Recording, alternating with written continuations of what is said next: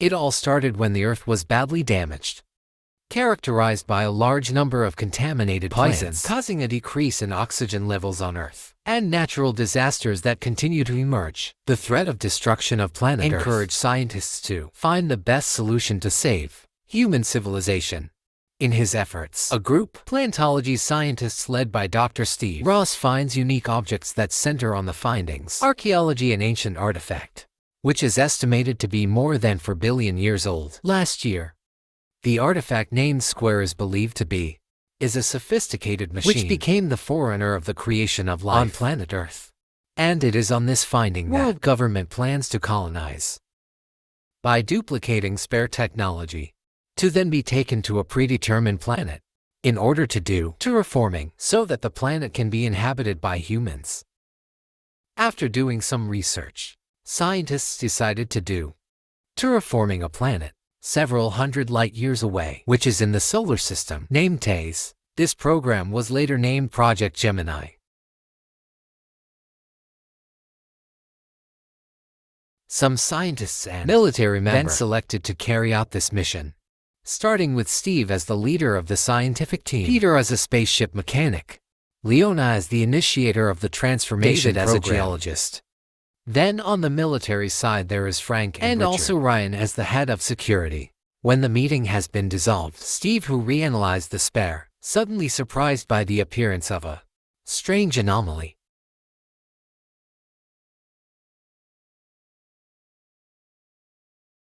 The incident was never told by Steve to anyone. And in the evening, Steve met his wife named Amy, who is also a plankton scientist. Steve gave a bracelet for Amy that she found from inside. Spare considers that the bracelet can connect them both, though far apart. Before then they spend the night together until the end. 1 week before the flight, who knew that Steve would join the terraforming mission, forcing Steve to leave the mission. Because Steve is not an astronaut, the task should not have been done by Steve. Even more so, now Amy is pregnant with their child. Even though Steve was surprised by the news, but he still insisted on joining the mission because it concerns the safety of humanity. This statement certainly made Amy angry and had time to make him throw away a gift from Steve.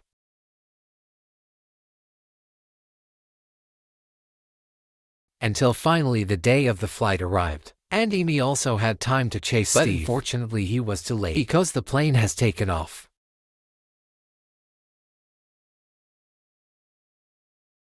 Upon arrival in space, David and Peter had time to check the condition of the machine without them realizing something like a crack occurred on the Square. After all aircraft systems are deemed ready, Peter immediately entered the coordinates of the planet, which has been determined to do a light jump.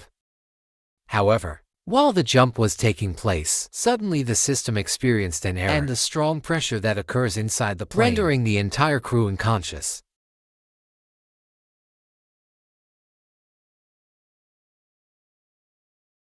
After the jump is complete, only then did the crew regain consciousness. An alien planet in front of them make them immediately realize that when they are not in the solar system, the test that is their main goal.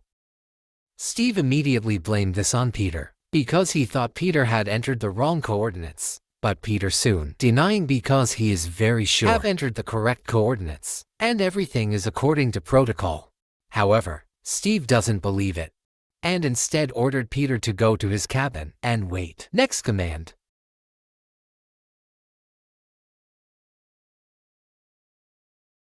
Steve then asked another crew to adjust the jump trajectory in order to find out exactly where they are at the moment. However, after in-depth analysis, they found that their trajectory data totally confusing.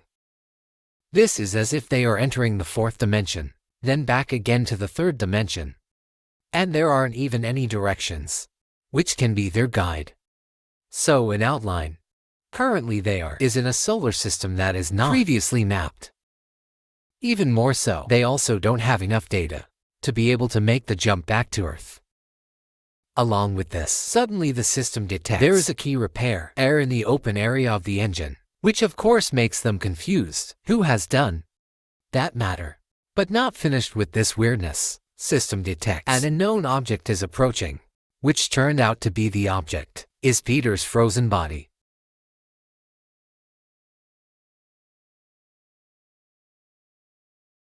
They immediately find out the cause of Peter's death, and after investigation, David concluded that Peter deliberately ignored Steve's orders, then go to the machine area to commit suicide. But this statement was immediately denied by Leona, who is Peter's co-worker and has established friendship for 8 years. Leona swore that Peter couldn't possibly give up so easily and committed suicide. This statement from Leona made Steve angry again because Leona shouldn't have defended Peter, who had made a mistake and caused them to be stranded in middle of nowhere. Assumed that Peter almost destroyed humanity's only chance to be able to survive.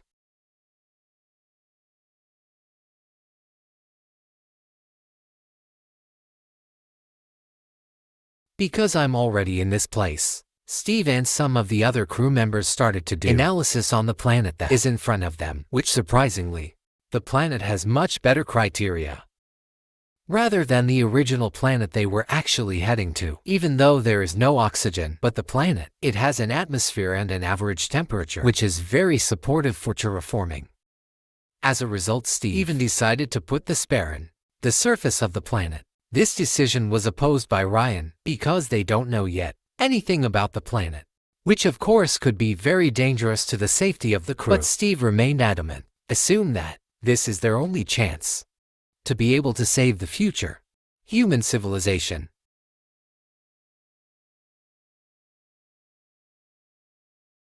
Steve with the rest of the crew then descend using the landing module to bring spare to the planet's surface, whereas Richard was assigned to stay on the main plane to monitor data and situations. After analyzing the area, them then decided to land in a valley. But after entering the atmosphere, landing module was hit by a severe storm, which they did not expect before, even though, in the end, they managed to land safely.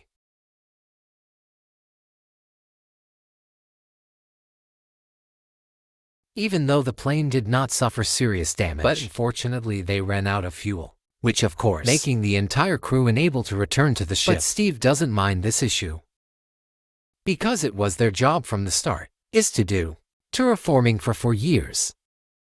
So that Steve asked the crew to focus more on next program planning. After doing some analysis and waiting for the storm to subside, they then decided to put the spare into a cave not far from their landing.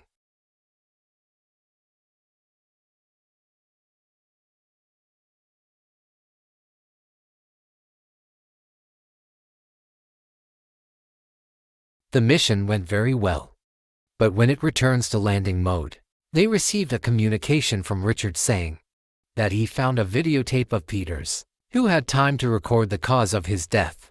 In the recording, it is known that it is true. Peter deliberately went to the engine room to prove that he is innocent for what happened to their plane. Peter also deliberately turned off the surveillance camera to avoid external interference. And a few moments later, suddenly, there is an alien creature that attacks Peter.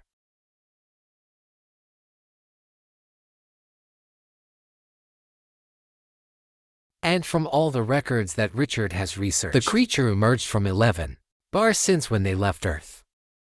Then move up into the engine room. That might be a thing. This is what causes the problem at this point, their jump location. And what's worse, Richard detected that the alien creature they named Trojan, last detected, is in the landing module, and come with them to the surface of the planet. At the same time, David gets strange data from the spare they put in the cave. According to him, the level and oxidation in spare increased drastically, with different biomarker compounds from predetermined program. Strange series of events. This made Steve decide to return to the cave to perform a reset on the spare. But Ryan prevented it, assumed that Steve too dangerous to the safety of the aircraft crew.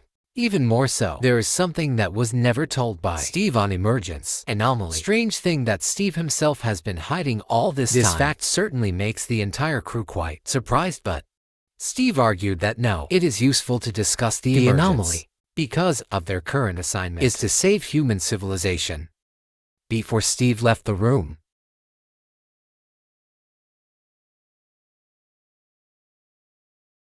Some time later, Steve approached David and started to persuade him to come along with him to the cave secretly. At first David refused, because besides Ryan's orders as the head of security, the figure of the creature that killed Peter is also hanging out there. Even though, for the sake of humanity. In the end, David agreed to Steve's request, and when we arrived in the cave, they were immediately awakened with the emergence of several small plants, which proves that the spare is capable of creating an early form of life. However, while Steve was doing the setup, David detected that Troy was moving towards them. Steve, who ignored David's warning, finally forcing David to fire a few shots at the spare, which of course made Steve angry, and they were about to fight. But after realizing that the Trojans were starting to get closer, they decided to get back on the plane as soon as possible.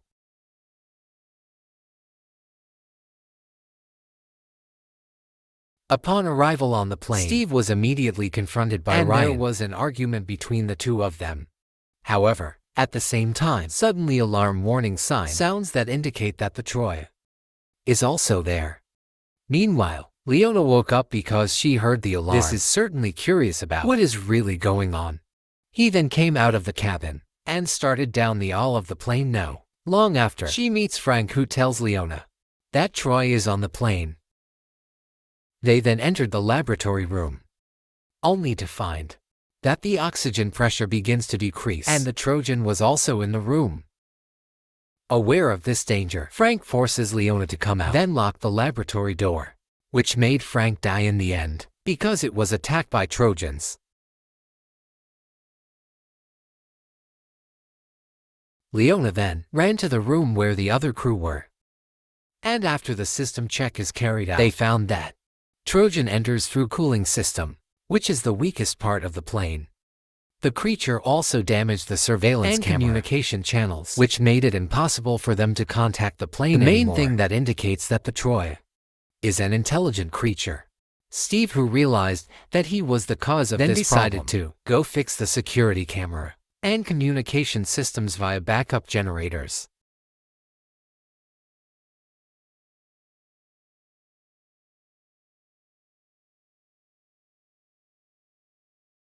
After the generator is successfully connected and communication with Richard was restored, they then arranged a plan to herd Troy exits through the back door, then point it right in front of the thruster. The plane hopes that the Troy will eventually burn there. However, what happened next was beyond their plans. Where is Leona supposed to go to the technical room to open the hatch manually? Instead went to the back of the plane after he tried to help Steve to save himself from Troy. As a result, it wasn't Troy that burned to death. It was Leona who became the victim.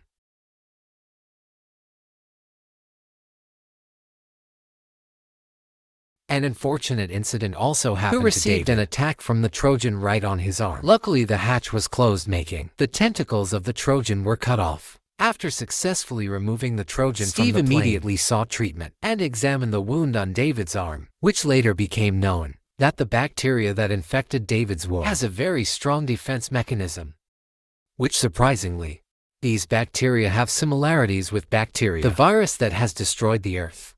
And according to a statement from Steve, this could be the key, a vaccine that could save human civilization.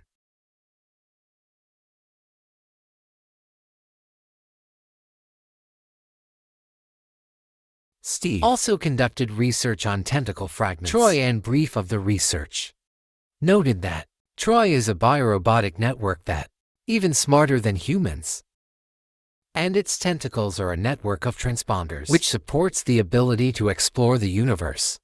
In this study, suddenly the area around the Trojan tentacles gives rise to the same anomaly, with the anomaly that Steve encountered earlier.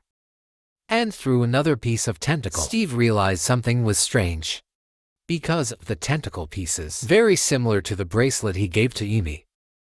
Steve then contacted Richard and asked him to calculate the orbits of the stars closest in expansion of planet Earth over the past 4 billion years, which surprisingly, constellation arrangement 4 billion years ago has similarities with the star order there are around them, which in the end they realized that light jump they did before.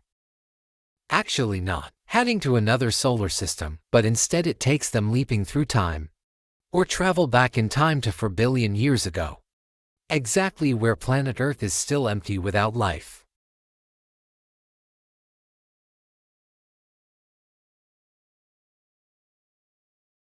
This fact then made Steve sure that the spare they put in the cave is a spare the same as what they found on planet Earth, but at different times. Which in short, they may be experiencing a time paradox. So whatever action they do here, naturally can't save planet Earth at all.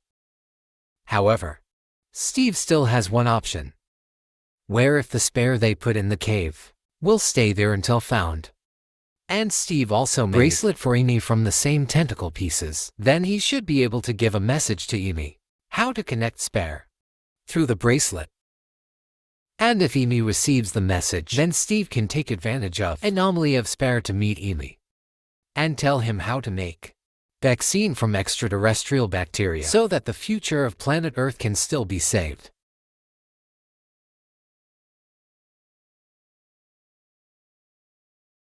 After writing a message on the tentacle pieces, Steve plans to put it in a square. However, he met Ryan, who was preparing a bomb.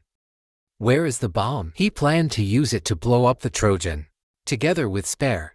Hear this, Steve suggested that it would be better to go fishing. Troy gets on the plane, then blow it up, because Steve knows that whatever is done to the spare, it won't affect anything. In this talk, suddenly David appeared and immediately shot Ryan to death. He also wanted to kill Steve, because trying to protect Troy, because at this time David is thinking that the Trojan intentionally infected him for some reason. Certain lucky, Steve managed to injure David's shoulder, which made him leave the room. Steve then activates a time bomb, then fired flares outside the plane to lure arrival of Troy. But when I came back in, again David tries to shoot Steve. The situation became increasingly tense when Troy comes and almost kills Steve, but luckily he managed to escape.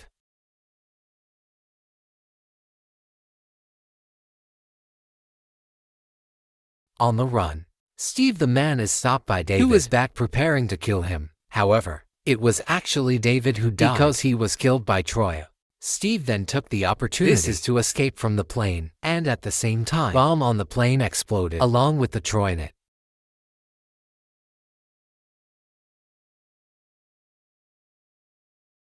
See the landing module explode. Richard tried to make communication that then accepted by Steve, and under his supervision, Richard detected that Steve's oxygen tank was leaking, which leaves Steve with only 1 hour left before he runs out of oxygen. Here Richard wanted to pick up Steve, but Steve forbade it, because currently there is a storm, which could cause Richard to crash into something.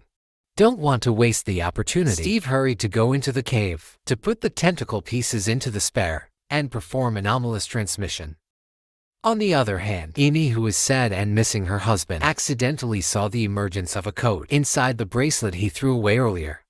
Realized this, Amy then took the bracelet and go to make settings on spare, according to the code that appears on the bracelet, which surprisingly, this made Amy successfully meet Steve in a fairly perfect anomalous appearance.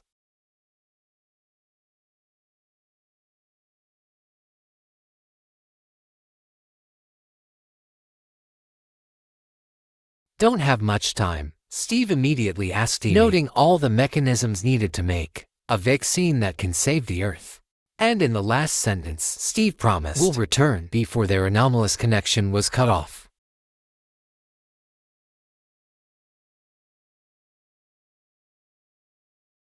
From that incident, in the end Amy succeeded in making an antivirus, and life on planet Earth can be saved.